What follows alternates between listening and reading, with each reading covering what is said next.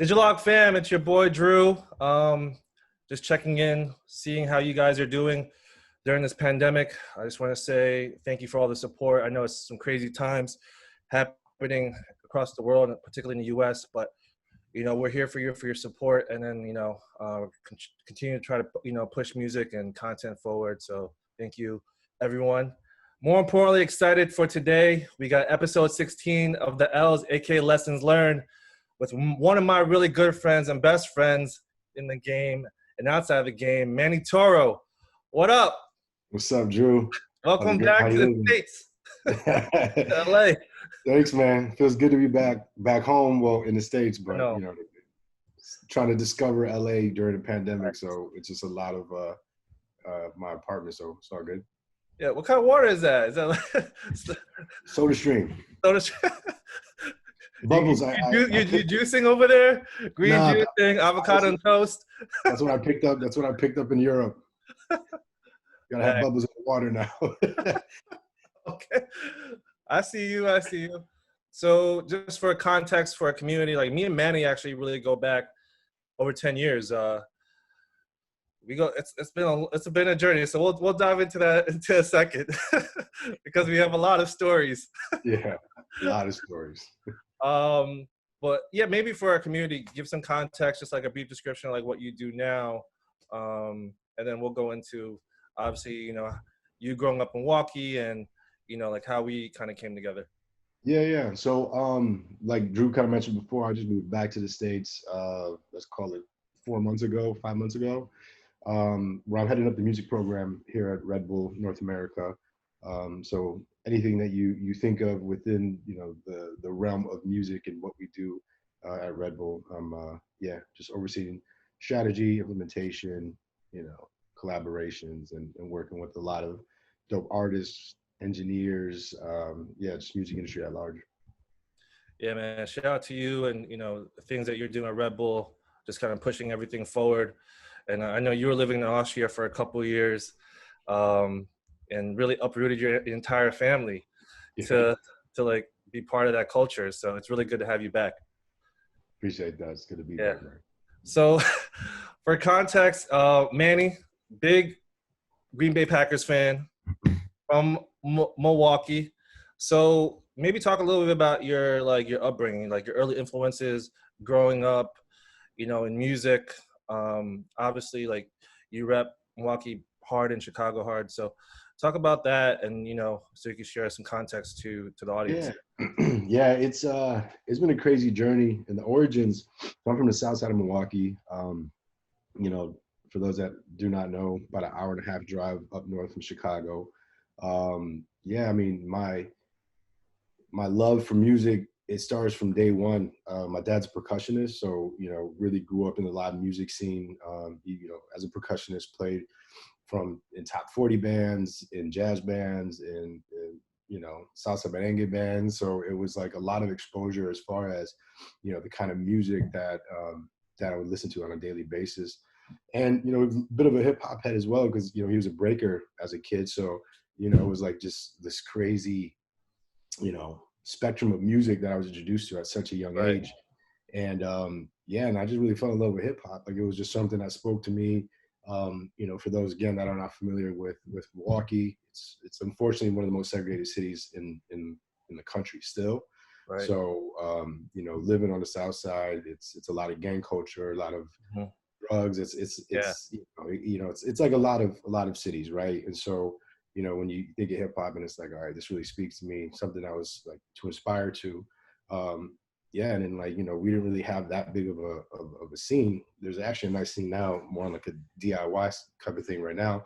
But I was looking to Chicago, right? Because we had Common, we had a lot of Do or Die, Crucial Conflict. We had a lot of artists that felt like they were just close.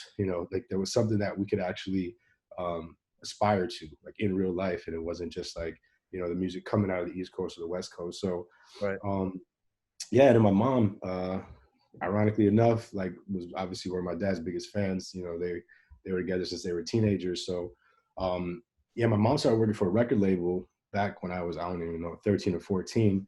And to think that there's a record label in Milwaukee, I thought it's kind of funny, but it was called Murata. Narada. It was under EMI, and it was a world music and jazz label. And so that was the first time I was ever introduced to the record label process, and the first time I ever met an A&R, which like basically changed my life, because it was like, Wow. oh wow, like, you know, I'm in this small city, and there's a record label here. And even though it's not the music that I was like particularly into, but it was like just learning the process and learning that there's other roles outside of, you know, Russell, like just trying to get to a Russell Simmons level, Right. right? There's other things that you could do in the industry. Yeah.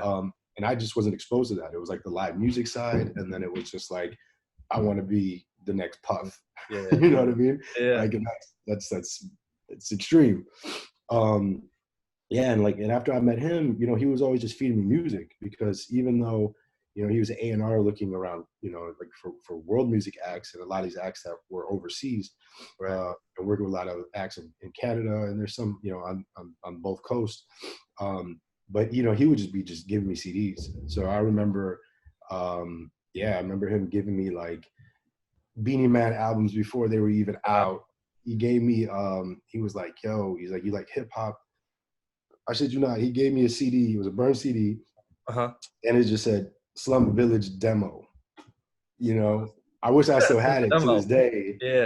And I was like, you know, gave it to me. And I remember just listening to it. And I was like, oh, this is amazing, right? But, Right. you know, at the time I was just absorbing. And so, yeah, I didn't think anything of it. And Yeah. then, you know, I was a Slum Village fan before I realized I was one. No, for sure. And was there like a project or an artist that you like, wow, you know, like obviously you were being introduced to hip hop and music, given your dad and your mom working for the label, but what was that first project that really was just like, man, I love music, I love hip hop, or, you know, do you remember that? Yeah, I'm going to date myself horribly with this one. Don't worry, we're the same age group.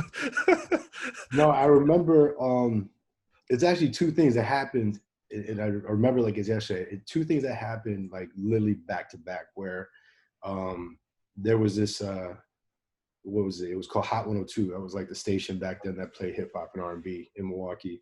So when you know, back in the day, to all the young people, they used to like post up at like, you know, stereo shops or community centers, and then Right. you go there and like, you know, it's the radio station, someone was spinning, and then, you know, they had some type of giveaway. So, you Mhm. know, it would sometimes be music, CDs or tapes or whatever it is, and then T-shirts, whatever it was. So I remember, yeah, I remember listening to the station, and they were like not too far from us. I asked my mom, like, Mom, can we go? So we went, Yeah. and that's the day I got my first CD. We didn't have a CD player. Like, you know, I come from humble beginnings, so there was no CD player, but I got a Yeah. CD. Okay. It was like, you know, I think it was Right. Belle Biv. I think it was Belle Biv DeVoe, and I was like, oh yeah, it was Belle Biv DeVoe. And I was like, for me, it was this thing where it was like, I knew of Belle Biv DeVoe, obviously, but it was like, wow, I got a CD. Like, I don't even have a CD Right. player. It's amazing. And that same week, I got in a cassette. What the fuck was a cassette? I literally had it in my brain. Now I cannot remember it. But anyway, Oh, I just got a bunch of cassettes, and it was uh, like, you know, some mixtapes, and then there's a big freestyle scene back there. But yeah, that I know it's not a project, but it was like an action that was like, oh man, that's pretty dope. yeah. But what I think, to go back to the question, was like, I think for me it was definitely a series of, it was really during, for me, the introduction to mixtapes, like New York mixtapes, right? Mhm. And so again, just like how things worked before the internet and all these things, I was actually being able to, through just the network, get mixtapes from people. So really like those Funk Flex mixtapes back in the day. So we're Yep. talking about the Canal Street mixtapes, like Yep. somehow Clean. made their way to Milwaukee and made them to me. We made their way to me. So it was that thing, Yeah. like it was definitely those projects where I was like, okay, this is something that I want to be a part of and contribute to. Yeah. No, I remember, like, I think you were talking about, like, just when we're just kind of just talking as on conversation, that you would get these mixtapes, like when you would go to New York Yeah. or like, you know, Canal Street, and just pick them up and kind of go back, like just being ahead of the game in terms of Yeah. just like your knowledge of music that's happening, from just like having that A&R ear in a sense. you know? Yeah, and that, I mean, for real, like it changed my life. Like it really did, because to go to New York as a young person, and like I'm telling you, I bought everything, right? So in a place where you're listening just to the radio and what's on there. Yeah, you're buying albums, and back when they used to have the single tapes and the single CDs, like Mhm. you're just buying whatever could be distributed to you. But in this case, it was like, okay, I'm actually getting something that the streets are getting, Right. like as close to real time as possible. And there's even like other genres of music that I love, like reggae, dancehall. Hmm. And even then, like on the Milwaukee side, it was like a real traditional reggae music, right? Not Right. realizing like I was really more into dancehall than like the traditional Yeah. Slow kind of. tempo. Yeah, exactly. So I'm riding around once I got my car. I'm listening to Sizzla, I'm listening to Buju, I'm listening to Beanie, and Yeah. like, and like people look at me like I'm crazy, but I was like, this is dope, but in a Yeah. mixtape, format. So it was something that, yeah, definitely just helped broaden my horizons, and put me out to a lot of rappers. Like I mean, you're from New York, Yeah. and it's like, you get those mixtapes, and that's when, for me, I discovered Mos Def for the first time. I was Wow. like, okay, who's this dude? Black Right. Star for the first time, and then you kind of start diving into, you grab the source, you grab the, like, you start grabbing Yeah. magazines, and you're just trying to absorb as much as you possibly can. Yeah. You become excited about the culture. You're like, oh, there's this magazine, there's this tape. Um, do you remember, just from a live music standpoint, like what your first show was and what that experience was like? Was it in Milwaukee or was it in Chicago? It Well, it's funny because, like I was saying, like I was kind of like my dad's roadie, so I was at a Okay. lot of live shows, Yeah, yeah, yeah. like growing up. So even to the point where I think they even put like peanut butter jelly and a few other things on the rider, for me. It was kind of funny.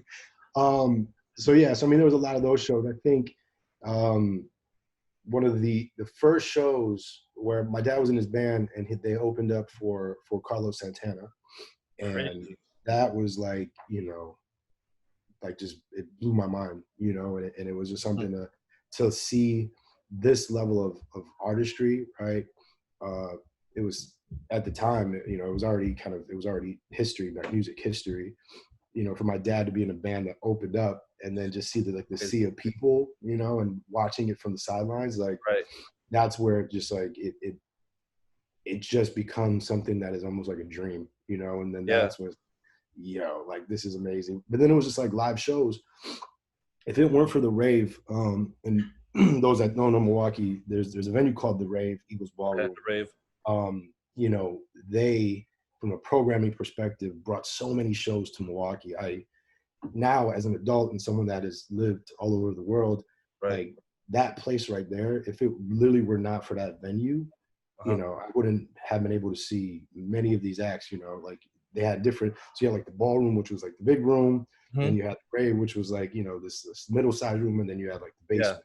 So like any given moment, you could be in the basement, and Far Side, was coming in, Oh, far side. Nice. and then you're in the medium room, and you have like Kanye pre College Dropout, like right when the album kind of Yeah.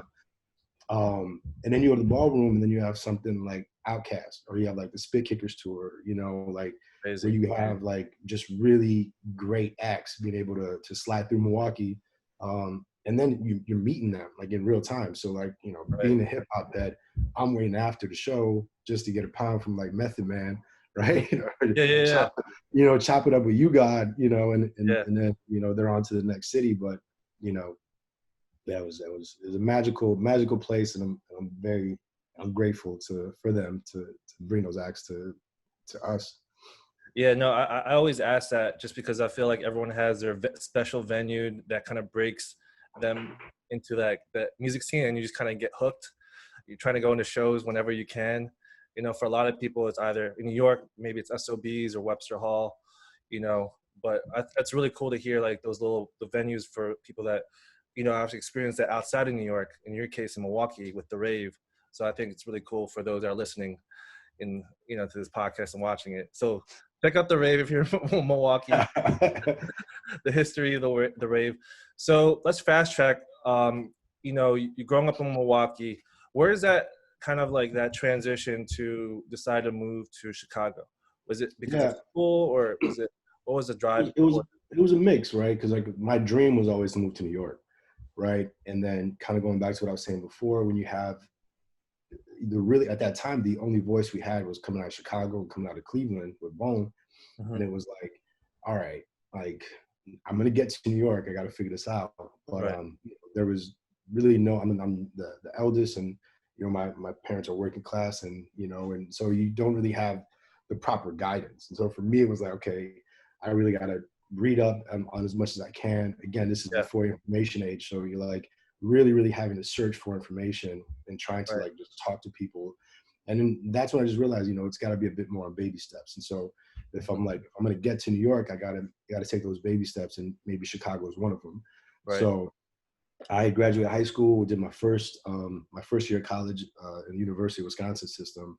So it was in Kenosha, so that's between Milwaukee and Chicago. Mhm. And and the thing is, like, I already had friends in Chicago. I had a Right. homie of mine who was playing ball at Valparaiso, so I was always in Chicago. I was like always going down to Indiana and just like kicking it. I Yeah. was like, yo, I just gotta make this move down here. So after my first year, I took some time off school and just like was just working, hustling, just trying to like save up as much money as possible. And then I Right. just like literally, I remembered it was like January 1st, waking up with a hangover with all my cousins, and I was like, I think I'm gonna move to Chicago. And they were like, okay, all right. And I think it was like literally February 15th is when I signed my lease for the smallest apartment known to man. And then after that, yeah, like I enrolled back in school, and then just I mean, Drew, you know me, I always got to be hustling and working and doing Yeah. something. So No. so that's when I got introduced to there was a board, it's called Boards Entertainment Group. So at the time, they were actually running some of the highest clubs and restaurants, and one of Right. Remember the you mentioned managers, that. yeah, he was looking for an assistant, and I didn't realize, because it's so funny, they're so close but like different laws. Yeah. So I was still too young to officially work for work in the bar or in the club. Gotcha. So they had brought me on, and I would just kind of go to the date. I'd be in the office during the day, Mhm. just like helping on the marketing side. So just mailers and like Yeah. just trying to think of Management things stuff. Yeah. exactly, and then like trying to like just again make the place attractive, so people wanted to come through. Right. But then as soon as I became of age, then I became like the official assistant, and then I was there. I was part of opening. There was a lounge called Jet Vodka Lounge. So if you're in Yep. Chicago, probably around my age, you remember. So yeah, so it was it was that first kind of that first jump into that big city life. So it was like I'm balancing school, yet I'm probably working like 60 hours a week. So it was crazy. Yeah. Talk about that, because I think there's a lot of people that are either live in smaller towns or smaller cities, and then they jump to a big city, and it's just, obviously you were going back and forth visiting, but being away from your family, what was that like acclimation like? Just kind of try to like assimilate yourself into like this new big city, trying to like figure things out. You have this small apartment, you're Yeah, hustling. yeah. Like, what are those like?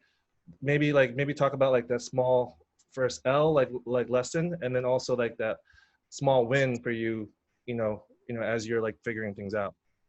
Yeah, I mean, that lesson, I mean, the lesson that I want to talk about is sacrifice, right? And that is just at the core of anyone that is successful or is trying to be as successful as possible. So, Right. when you have an understanding of like nothing's just going to come to you, right? And the fact that especially being from a smaller town, being a minority, like that level of sacrifice sometimes supersedes, you can't really compare it to anyone else. Like it literally is sacrifice, right? So Right. for me it was like sacrificing that time like with my family. I was still lucky enough to be able to drive back and forth. It's only, like I said before, hour and a half drive, depending on how fast you drive, right? But yeah, I mean, at that point, it's like, like working as hard as I can, but like having to pay bills at such a young age, and like being on your own, and always reminding yourself that you're doing this for something greater, and it's Right. coming, and having that patience.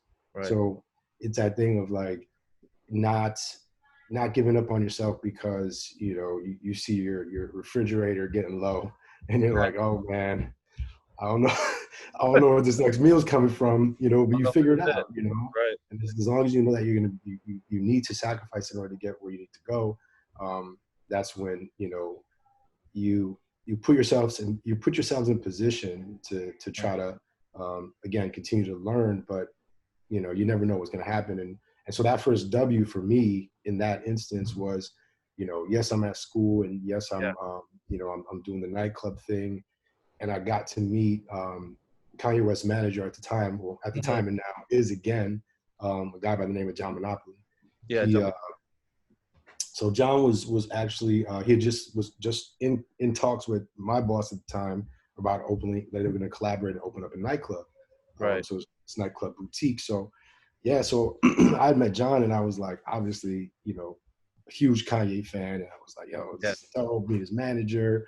And this is someone who I was like, again, someone that is within arm's reach, who was Right. going back and forth from Chicago to New York, right? And someone that literally all that wealth of knowledge. And if you know John is all, yeah, he pick up that phone, he will try to put you in touch with people, he will I share love that. knowledge, like Yeah. he's just an amazing human. And yeah, so it's like the thing where I met him, and I was like, yo, this is dope, this is crazy. Yeah. So at that point I was like asking questions, and like just trying to just trying to learn. Absorb. Yeah. Yeah, and he was and him, and it was crazy because like it was John, and then the homie Reno and Don C. So it was like it's still that very close knit group.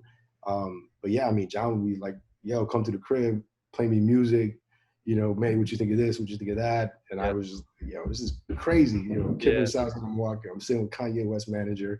He Yeah. played me Shauna Records, asking me my opinion. You know, I was like, For real. okay, like this is, that sacrifice is leading me in the right direction, right? Right. And continue to be patient, continue to absorb that information, and then how, really make that information, like how do you translate it in order to work for you, the individual, Right. and where you want to go. Yeah. No. Absolutely. And I think as you, like, for example, you had this opportunity to meet John Monopoly, and you're trying to figure out your kind of, like, you love music, but you just don't know where where you fit at that point. You're still figuring things out. You're absorbing that. Um, I mean, we talk about like mentors all the time in these episodes, but would you consider him like as like an early mentor in a Well, sense? yeah, 100%. Definitely a mentor as far as just like sharing that information, someone that I could talk to. I mean, even to this day, it's not like John and I talk every single like month or week or anything like Right. that. But like, again, like he's that person I could literally send an email to, text him, hit him in a DM, and he'll, like whatever number he has at that moment, Yeah. he'd be Yeah. like, yo, just call me, And So, so, I could call him, and could chop it up about some things, and we've done some really cool things, outside of directly working with each other over the years, to mhm. really, like for me, like Chicago gave me so much, right? Right. And it was this thing of like, always wanting to give back in any way I can. So whether that was a MTV2 Sucker Free, documentary, if that was, Right. a few years ago, we were here at Red Bull, we were highlighting the streetwear scene in Chicago, and like kind of like the direct ties with music. So, So, he was very crucial as far as, again, John being John, putting the right people together right. to ensure that we were telling the story, right? Not a kind of homogenized version of it, right? It was Right. like getting the right people, the right, the right story. Yeah. It's all about being authentic, right? And so, Right. so he continues to be just a great, collaborator in that sense.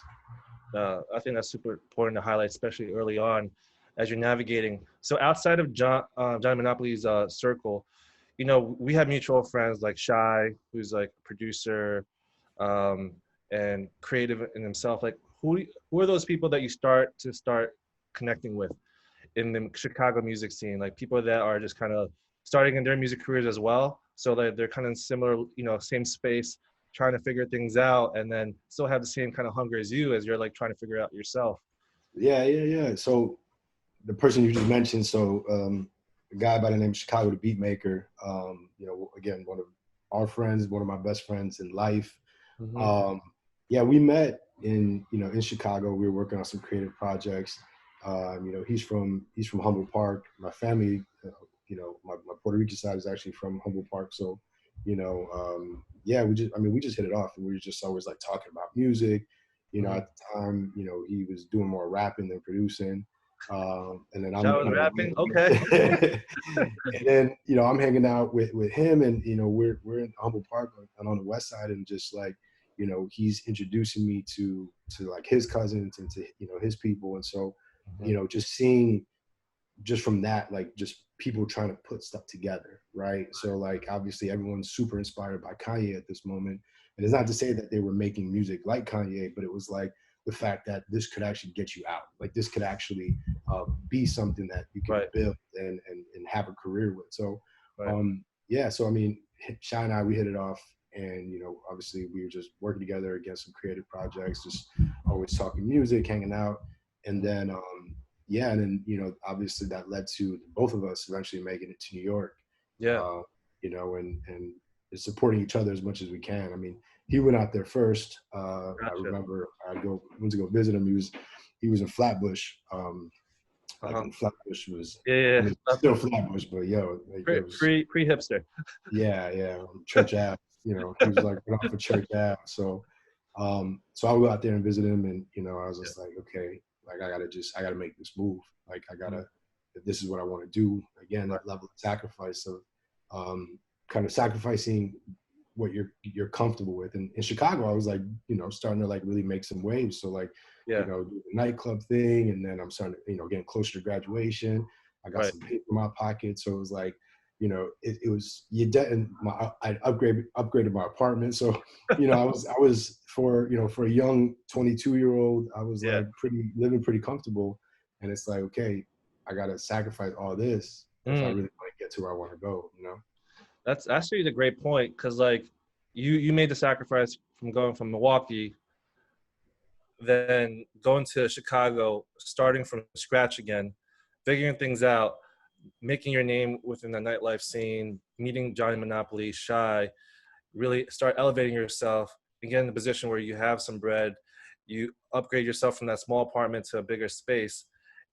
Now you're just like, oh man, okay, I feel good, but I'm actually more motivated to Yeah, even pursue my dreams yeah, and move to New York. That says a lot, you know. yeah. And I mean, and that's what again, like, I hope it doesn't come off by as preaching, but I mean that's what you have to do, right? I mean, like if you really were to trace back many people's stories, you know, it, it is that current thing, right? You got to Right. get yourself out of your comfort zone. You got to challenge yourself. There is that sacrifice. How do you react, right? And how do you like stay motivated? Like, what are those mental games you kind of need to play in Right. order to keep the dream and keep that direction, top of mind, and not letting the things that are going to happen, like it's not Right. if they happen, they are going to happen, Right. deter you from that, right? And you have to really be as resilient as possible and understand. I mean, like, nothing comes easy, right? If it comes easy, it can go way easy. So, Right. when you actually are in that beast mode, right? It's like, yeah, it's a mentality, it's a mindset. Right. What was like kind of the impetus for you like to move? Was it Shy moving, seeing him really take the first step? Yeah. I mean, like it was like, damn, Shy did it, right? And I'm like, Right. I'm graduating like next month, and I'm like, all Yeah. right, cool. I gotta make a decision, Yeah. right? I really gotta make a decision. I can't sit here and can't have the cake and eat it too. So I'm like, all right. So Shy's out there. Then I just graduated, and I'm like, Yeah. and I had some friends that were like gonna move out there as well. So I was like, yo, I hit up the friends. I was like, yo, I know you're moving out there. Can I Uh-huh. just can I kick in on the rent? And can Uh-huh. I just sleep on the couch, right? Like until I could get until I could figure it out, right? Right. And they were like, cool, it's whatever, right? So I was like, all right, cool. I literally, I'm not even bullshitting. I threw my clothes in some garbage bags, Crazy. and hopped in that U-Haul, and I helped drive and take all of their stuff, to Brooklyn, and I just had my 2 bags of clothes, a few Great. sneakers, and that was it, yeah, and actually to go back on that, I called John Monopoly, right? Mm-hmm. I said, look, I'm gonna get out to New York. I was like, do you guys have a position for me? And he was like, yo, man, you get here, you got one. And I was That's like, fire. right? I was like, cool. So like that was also another thing where I was like, all right, I know this is gonna be hard, right? Because Right. it's there's a lot going on. So like I'm not a priority, right? Kanye is the priority, and Consequence and Sarah and GLC Right. and everybody, right? So I was like, all right. So anyway, I get out there, and yeah, I mean, I swear to God, I think we got there, it was like a Saturday, and John wanted to be in the office that Monday, you know. So, next thing you know, I'm in that office, I'm picking up the phone. I'm like, I'm down to do whatever, pick up laundry, Yeah. Kanye's jewelry, Yeah. like watching the cleaning lady, like, like Everything. I was doing whatever it took because, that was the era that we lived in, right? Yeah. Making the band stuff that came out years later, with Puff having, like, that was for real. Like, Facts. if you wanted to get in, you needed to show that you were down to do whatever, people expected of you. Obviously within reason, but you know what Right. I mean? Right. So just for context and timeline, like what year was this? This is 2000. At this point, it's 2006. 2006. Okay. 2006, yeah. And then, yeah. So at that point, I'm in the office all day doing whatever. Mm-hmm. And then to go back on Sacrifice, like they, New York's obviously an expensive place. I'm trying to get an apartment. I'm trying to really trying to be on my own and kind of get back to that little bit of comfort level that I had in Chicago. Yeah. So then I was working at nights at Club Monaco on 57th Street. So I was in the office all day. Yeah. I'd have literally 30 minutes, take the F train up, and then I was working till 1, 2 in the morning on retail, Crazy. go all the way back to Brooklyn, sleep for a little bit, and then get back to the office. So yeah, I mean, that was my life for, I got there, it was June, July 2006, Mm-hmm. and that was my life until February of 2007, Right. where I was actually here in LA for Grammy week, with everybody. Wow. And yeah, I met Brian Leach at a Grammy brunch, and they were like, we just, at the time I was like, I knew of him, but I wasn't like fully versed as like the level of executive that he was. Right. And yeah, we were talking. He's like, oh, what do you do? And I said, oh, at this point, the lane that I had carved for myself was really around the digital marketing, social media marketing. Because at the end of the day, it was marketing, right? But it was like, this was the new media. You all remember when that was thrown around, the new media age. And so it was like, all right, cool. We're going to work these acts. Like, we got to be on MySpace, right? We got to put videos on this thing called YouTube, right? It was like, and then, so I was like, oh, I do that, because at the time, the artists, like, we weren't just working with artists. Like, John was managing Stevie Williams with B Win, like, so it was like, it was, again, the hip hop lifestyle, right? It wasn't specifically an artist. Mm-hmm. Like, we were doing stuff with Who Kids, so we had DJs, we had skaters, we had, all these different folks that were part of the family. But those marketing tactics and the things that we were doing, they were working not only for artists, but they were working for skaters. They were working for DJs. Right. And it was like, okay, cool. So, yeah, I told Brian Leach, I'm like, oh, this is what I do over there. And he's like, oh, yeah, I'm about to start a label. Like, when we get back to New York, we should chop it up. And I was like, all right, cool. I didn't think anything of it. I was just like, all right, cool. Got his business card, and then, finished out Grammy week, and then got back to New York. And I was like, as soon as I got back, I hit him up. He was like, come to the office. I was like, all right. Went to the office, just kind of chopped it up. And he was like, yo, I think you should come over here. And I was like, okay, like, so like, what are you trying to do? And he, I think 3 weeks before, officially launched Polo Grounds Music with RCA Records under RCA. So yeah, so I made that transition over there, and I was heading up all the new media side of things. So and for me, it was a great opportunity. So again, just seizing that opportunity of him being like, "What do you need?" what do you need to Right. like get these acts popping online? And I Right. was like, well, I need a MacBook, I need a terabyte, you know, I need a camera, I need a microphone, I need a Yeah. light. And Yes. I became the entire marketing department in my backpack. So if you know me and you would see me running around New York, it was like 50 pounds in my backpack at all time. Yeah. Not, and mind you, at this point, from a safety perspective, there's also like $15,000 worth of equipment, right? Yes. And and I was just running and gunning. So I was just working with the artists. I'm in the studio, Mm. just like really capturing everything. Because for me, Right. I'm like, I'm gonna leverage this YouTube thing. It just seems like Right. it just makes sense. And then from there, going on tour with Hurricane Chris, and then being in the Mm. studio with Nina Yeah. Sky. We were working with Young Jock. At the time Mm. we signed Yo Yeah. Gotti, Pitbull. So, I'm not name dropping just for fun. It's like, you just see the spectrum of artists where you have a Right. 17-year-old kid from Louisiana, and then you got like, Pitbull pre Mr. Worldwide. Yeah. Yeah. Yeah. So, it was like you needed to like really Calling. think about those marketing tactics, like how am I gonna, this is a wide spectrum of artistry, Yeah. genre, and then like level of where they were at the moment. Right. So yeah, so at that point it was just capture content and just start telling the story. Yeah. Like first time I heard A Baby, I was like, okay, I'm Oof. I'm a hip hop head, right? And I was like, this is gonna be a tough one, right? And I mean, at the end of the day, it was ringtone Yeah. rap. That's where we Yeah. Yeah. were, right? We were Facts. trying to, everyone was trying to sell ringtones, and I'm like, how do I go from working with some of these acts on the good music hustle side Mhm.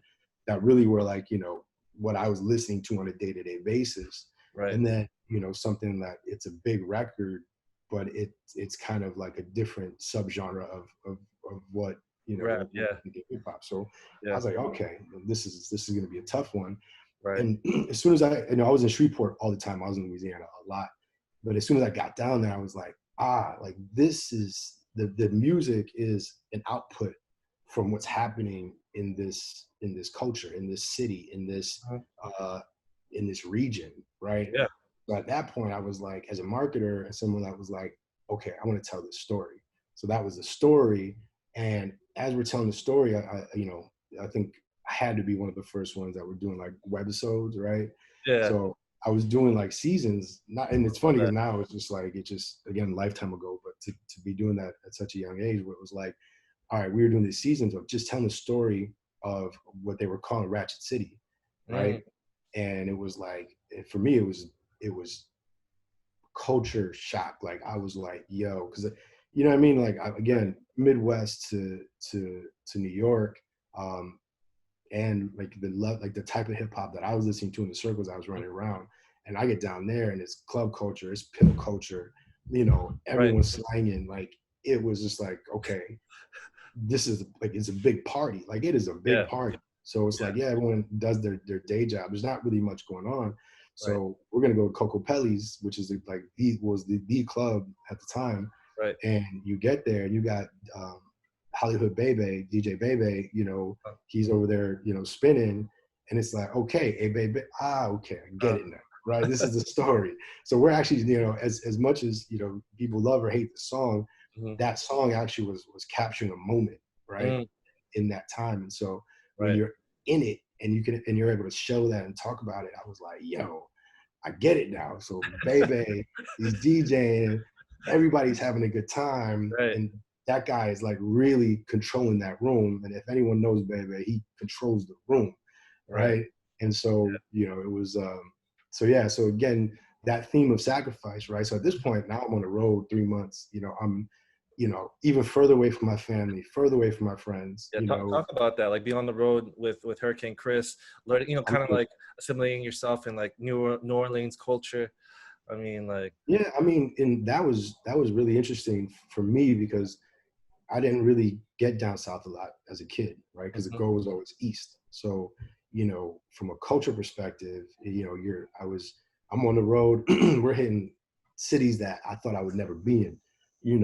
I'm in middle of nowhere, Georgia. I'm in Crazy. Alabama. I'm in Louisiana.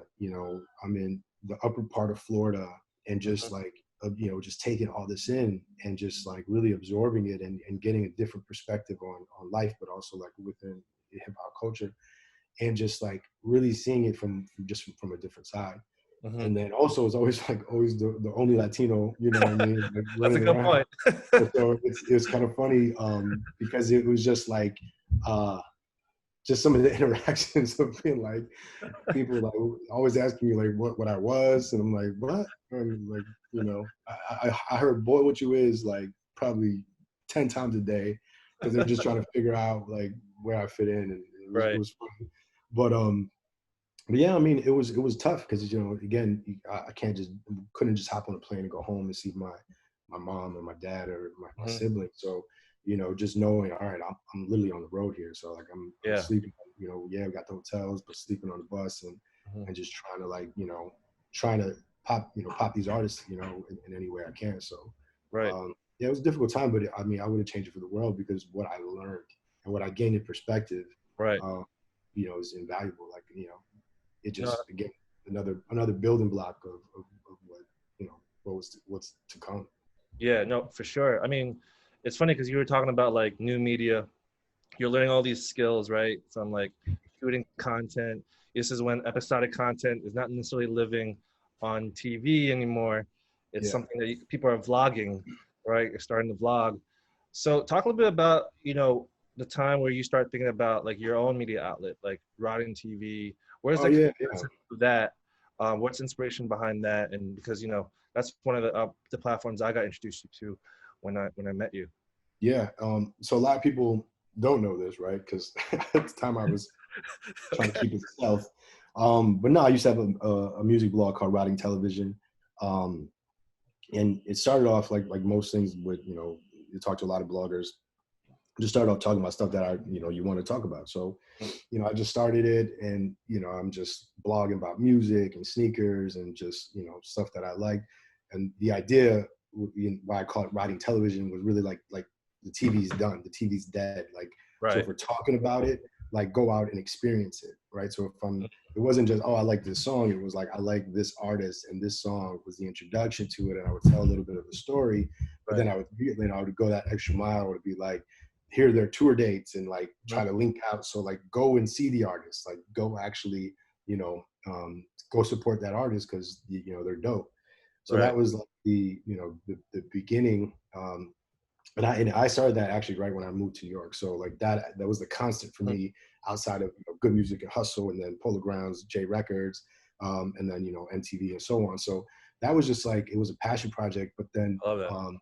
one of our really good friends, Jess Voltaire, she was Mhm. my intern at the Yeah. label, and I told her about it. She's like, "Yo, this is dope." And like she has like a web design background, coding background, so she was like, "Yo, the site kind of sucks though." And I'm like, "Oh, okay." So so she had come in and like revamped the site, That's fun. and it was funny because it was on Blogger, and Yes, there blogger. and there was some like analytics in there. So long story short, one day she hit me and she, "Yo, you still get the site like the analytics?" And I'm like, "This is a time no one gave a shit about analytics, right?" And I'm like, "No." And she's like, "There's 1,000 people that went to the site." And I'm like, "1,000 people? Like, why 1,000 people come to my site, right?" And at that point, I really took her lead from a technical perspective. So we went over to WordPress Mm, and we just started getting busy. And, that's when we were getting 30,000, 40,000 uniques a month, right? And just people that were down with like what we were doing. So it was like right. really highlighting artists. And then that transformed. And this is where you and I really met, was like that live event side. So I Right. was like, okay, so outside of just my day job of what I was talking about before, Yeah. I'm like, how do I support the artists that I personally like, right? Right. So then I started putting showcases together. It was just this way of being like, cool, like taking my nightlife background, you Right. you marry that with the music industry, and Hmm. then it's your platform, and Right. you could do it, right? So like Right. no one's gonna tell me shit, so I could actually do and put whoever on the stage that I want. Yeah. So that was power for me, and I was like, I was like, yo, this is dope, right? So that's when it was like kind of going back to wanting to be an A&R back in the day, Yeah. but being like, no, I want to just connect people, right? And so that's when we just started doing like a lot of live events. You know, I'm hitting up artists I don't even know. Yo, I think you're dope. You should come through. I got this thing going on, and like, you know, just starting to build these nights and having people come through, and then, you know, again, the network just grows and grows and grows. And what I always liked, and this is where you and I think took it to another level. Right. And some of those that don't know, Drew and I, we had partnered up on what we at the time was called the VU. VU series. Yep. VU series. It was essentially like our music festival. Yes, I'm not allowed to be frivolous. Oh. Well, okay, Siri. All right. No.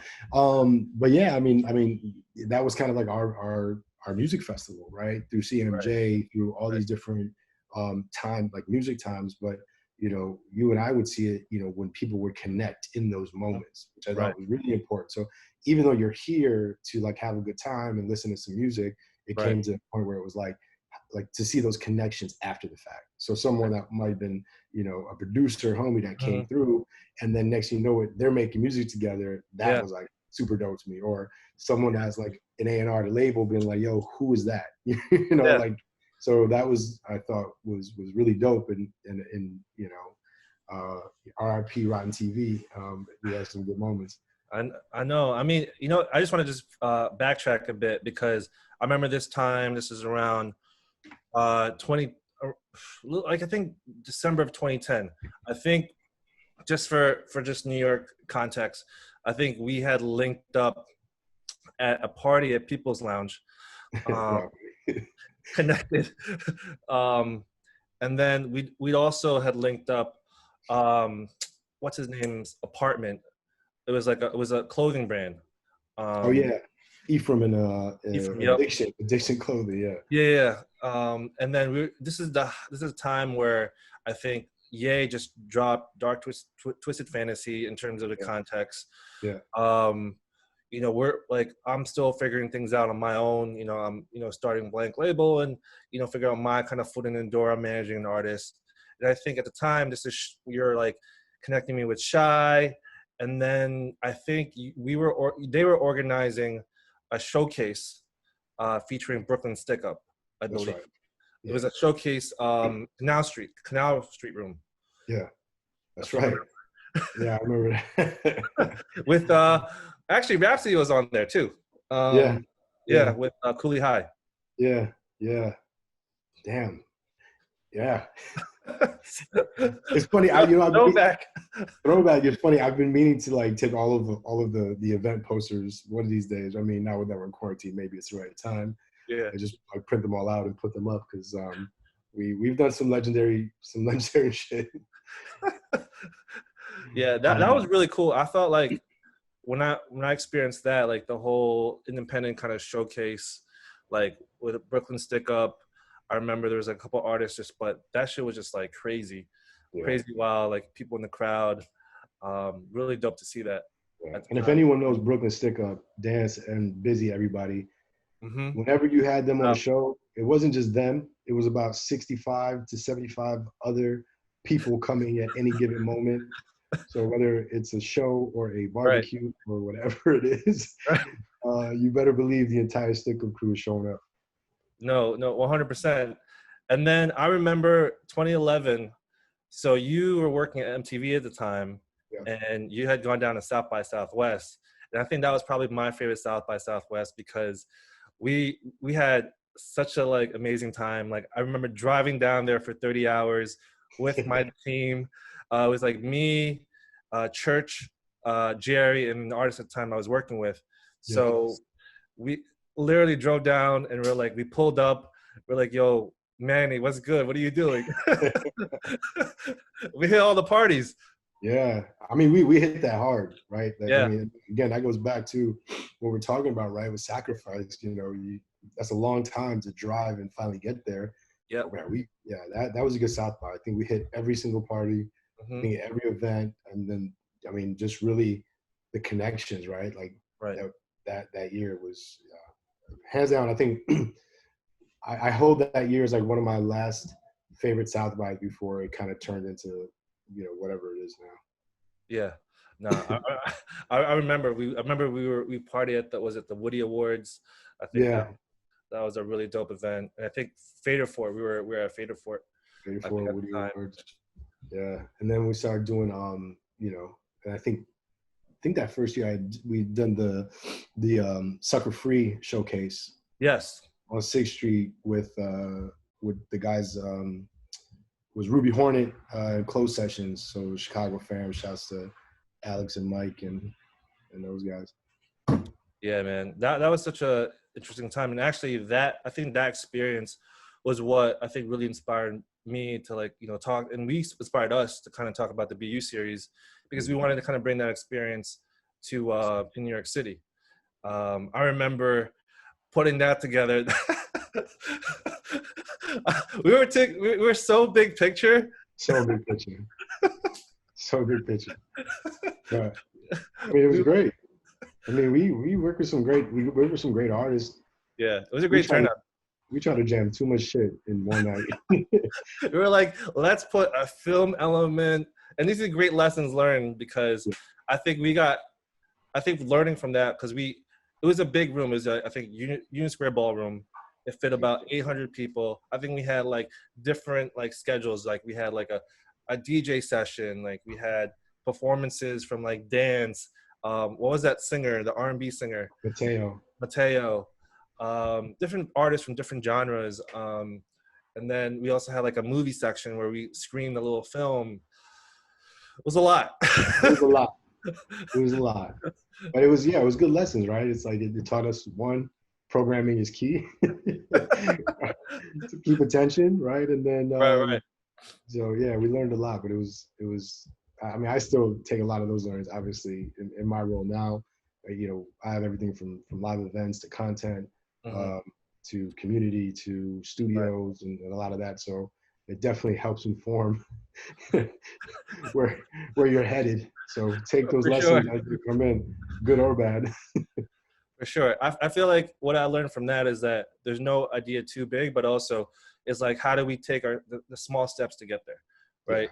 Because I feel I mean, yeah, sometimes just keeping it simple, right? Yeah. Like, it's I think after all those things, right? So the moving and the, like, yes, sacrifice is key, patience is key, but then you get to this point where you're like, if I just keep it simple, if I would have just kept it simple, it would have been, and it would have probably been less headache, but it actually does go further. So now, my approach is like, it's just keep it simple, stupid, right? And it's like, you can really, if you can look at it from the consumer's eye or from the fan's eye and their viewpoint, it is, for the most part, especially what I'm doing now, it's escapism, right? And so, they're not looking for some super duper complex things that they have to wrap their, like, the world in general, like what's happening now, it's enough, right? And then you have your day job, and then you have all these different elements. And so,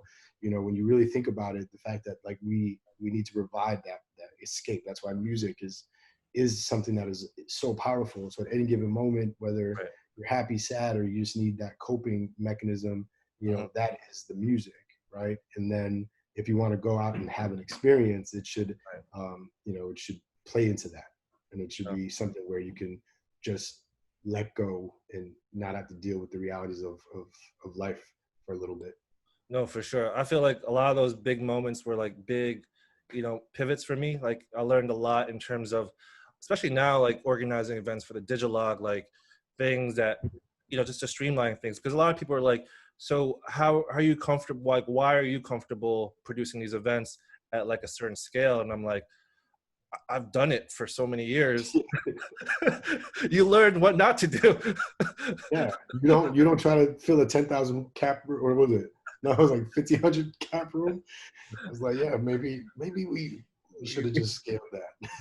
Scale that, make it smaller than it is. But those are super dope lessons. And then during this time as well, I mean, you're still at MTV, kind of navigating the space. Like where's your kind of head at? Because like you're still working with Ryan TV. You're doing that. I think at the time I was at Beats by Dre. Yeah. This is when I was working with them. And then, you're still like, I think we did an event together for We did a few. It was like Sucker Yeah, Free, and we'd done one for Yo MTV Raps. Yeah, we did. I miss that space. yeah. No, so we did an event together, and we did a couple charities, and then we started working with various artists to like program stuff. I remember the Rivington Hotel. We used Yeah, to do like a lot of events there, yeah, showcases for artists and collaborations. Obviously, big artists that an artist that we collaborated with, Randy Class, singer songwriter artist, and just various artists across the board. Like we created that platform. I just remember like always collaborating. Was it 808 Thursdays? It was yeah. or Anyway, Thursdays, and then we had. I mean, shout out to Hotel Riv. Shout out to People's Lower East Side. Lounge. Yeah, shout out to LES. They really helped us, and we always had somewhere to do something.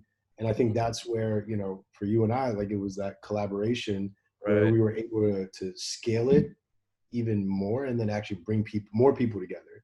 So it right. was like and be consistent, right? So I think that's also that lesson that I think you and I learned where consistency is key. So like to serialize it and say, okay, this is what we're going to do on Thursdays.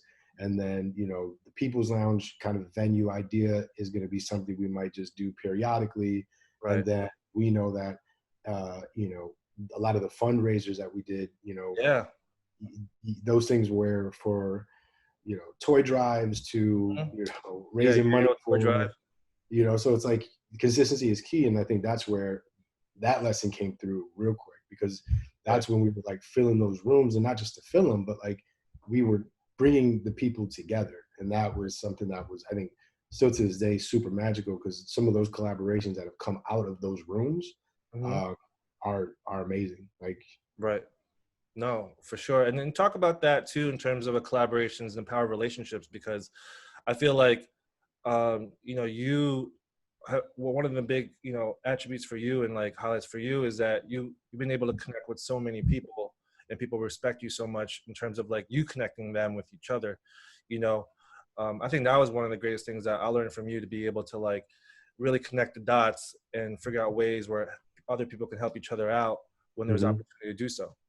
you yeah, know yeah. you know And for me, I think it was like just through those years of like, it is the lessons, the lessons you learn, right? yeah, yeah. Because in the beginning, like, you might want to be a part of something, Hmm. right? And if that's like as a manager, Right. or, like you're almost, you're taking on too much, right? And Hmm. so like, I think many people at a young age, you realize, now it's like, wow, I was trying to do too much. Hmm. And then like, everyone knows you're trying to do too much, you're not doing one thing really, really Right. well.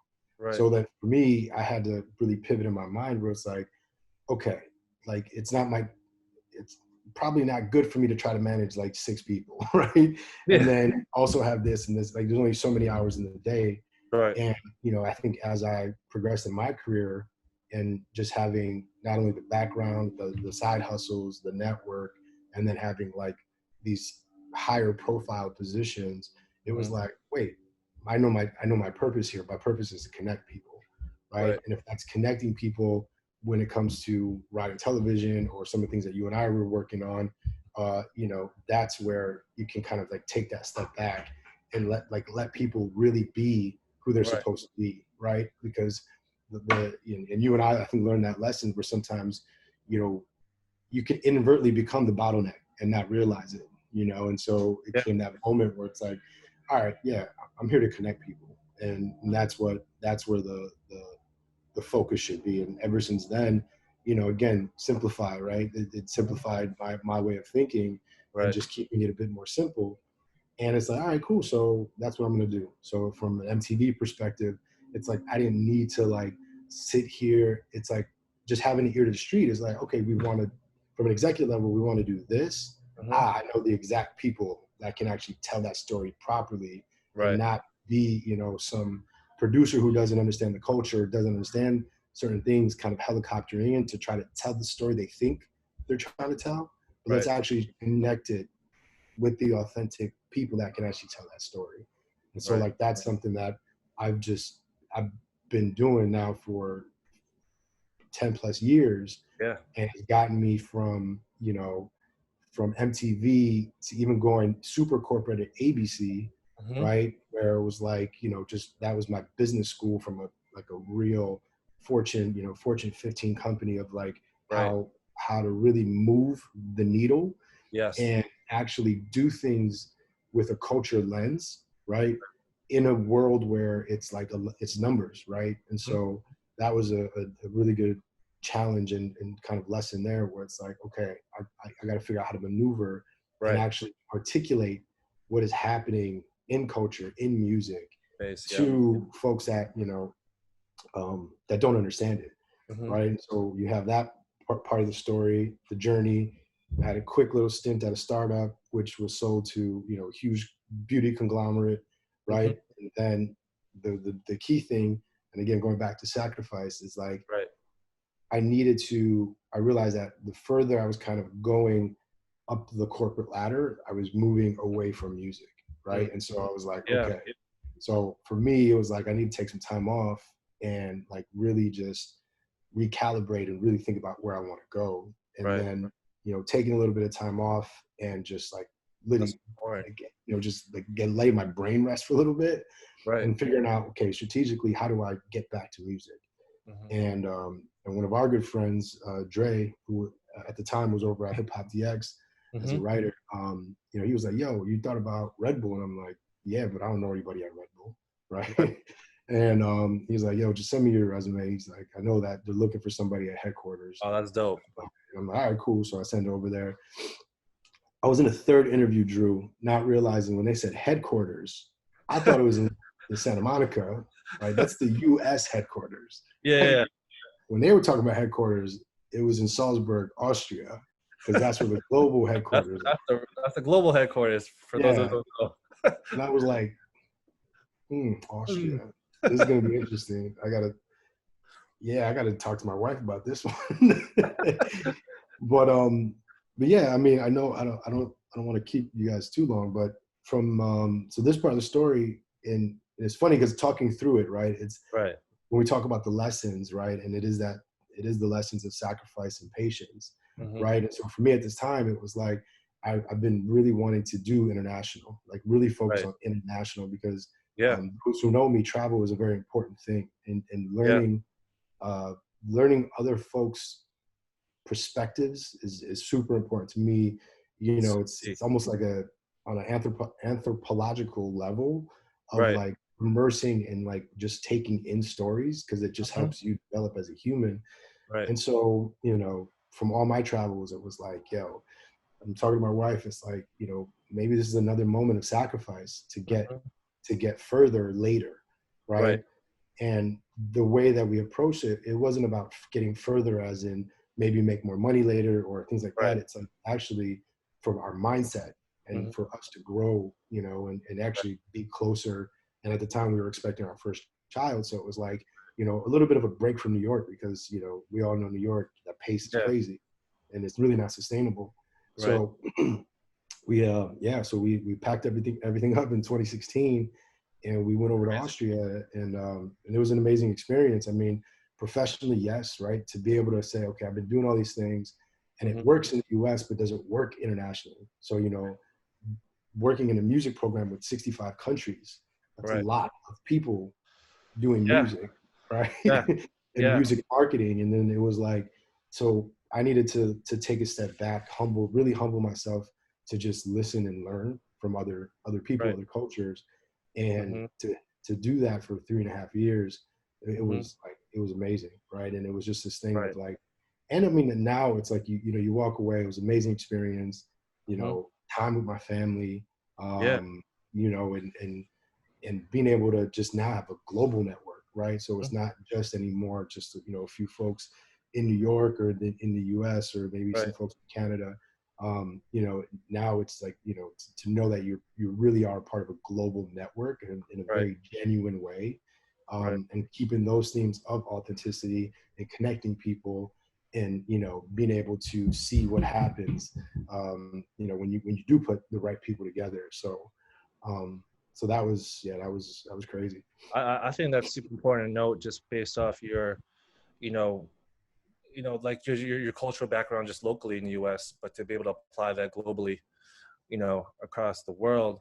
But I think more importantly, I think getting to a point where, you know, a culmination of everything you learned 10 years prior or 15 years prior, from you moving from Milwaukee to Chicago, building that hustle mentality and that DNA and instilling it through, you know, working at the nightclubs, meeting Johnny Monopoly, sacrificing, obviously building your relationships with Chicago and, you know, that Chicago music scene, and then following Shy to New York, you know, grabbing your 2 bags and moving that and starting work that following Monday with Johnny Monopoly, and then also having that day-to-day hustle, you know, working with Club Monaco, another opportunity to like work at Polo Grounds, building your name there, right? Starting Rotting TV, eventually like building your career into like getting an opportunity to work at MTV, you know, from a media standpoint, and then we're collaborating on the independent side, right? We're programming big events, small events, collaborating on the management side with Randy, really not just applying things from a corporate level culturally, but on the ground level where people can feel it and see it, you know, pivoting, you know, your role, like you got to work for a Fortune 15 company like ABC, and then pivot to a startup, but then taking time to like really assess what's happening and, you know, fall in love with music again and taking that next step to travel to Austria, learn the international perspective, but also sacrificing again to like obviously be away for your family, but everything comes full circle, right? You're hitting that stride, you know, to get to this point. It takes time. And it takes time, and you know, the new generation, you know, again with the amount of information, like at the end of the day, there are no shortcuts, right? And everyone's journey is different. You should never compare. But at the end of the day, it's the mentality of being present, right, and being in that moment, right? I think if I wasn't in that moment and I was always kind of like skating and not, you know, really being in that moment, you know, again, yeah, you can make some moves, but it is that weird, and I always kind of say it's like that Slumdog Millionaire thing, right?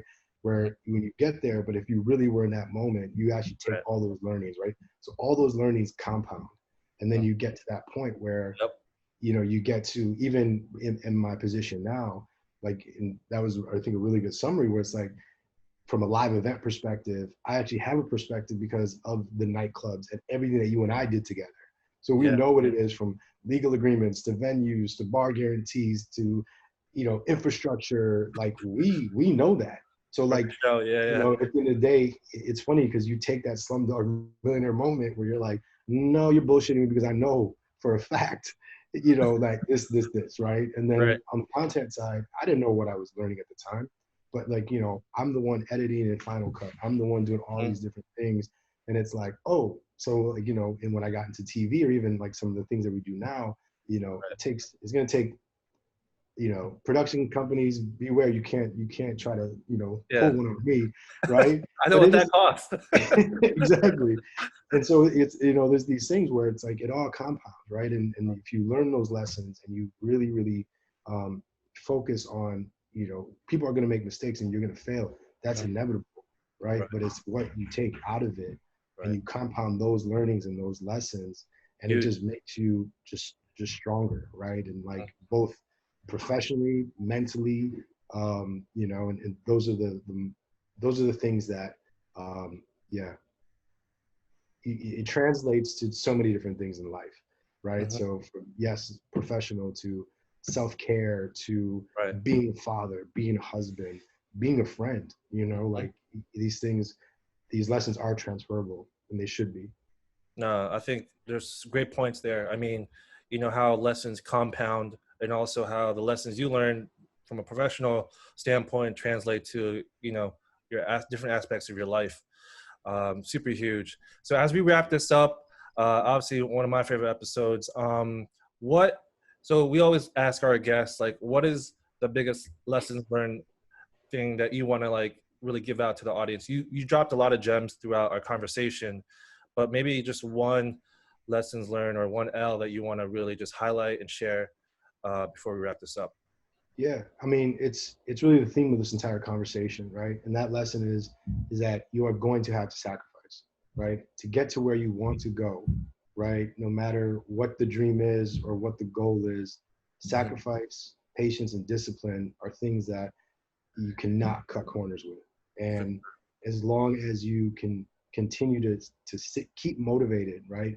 And when those hard moments will come, it really is going to be like how resilient you could be to go. So, you know, sacrifice is going to be key. And, you know, like I said, no way around it. But when you get to the other side, it just makes it that much sweeter. Right. No, 100%. Sacrifice is 100% part of this journey. There's no cheat codes. You got to take the time and, you know, learn, you know, over the years. But Manny, appreciate you, brother. I appreciate you guys. Shout out to the Digilogue community. This is episode 16 of the L's, aka Lessons Learned, with one of my best friends, Manny Toro. Appreciate you guys tuning in. Make sure to subscribe to our channel. And we're going to have Manny's socials so you can follow him, connect with him in our description. We'll talk to you soon in our next episode. Stay tuned.